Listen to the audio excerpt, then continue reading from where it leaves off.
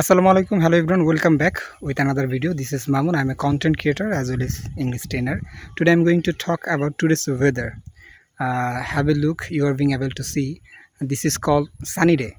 Okay, and right now the sun is shining brightly and I am feeling very happy. I am feeling a cold breeze because I'm being able to see that the strong wind is blowing outside and there are many trees around me. Have a look to and fro, and today I am over the moon to have caught different kind of fishes from that pond. Okay, this is our pond, and such as tilapia fish, koi fish, as well as short putty.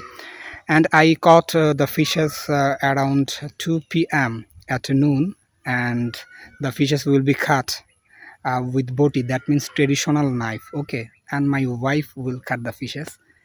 And the one thing is that you are being able to see that the trees are moving and as well as swaying in the wind. Okay, have a look, and I'm feeling very happy. Okay, so that's all for today's video. Stay well everyone. Okay, assalamu alaikum.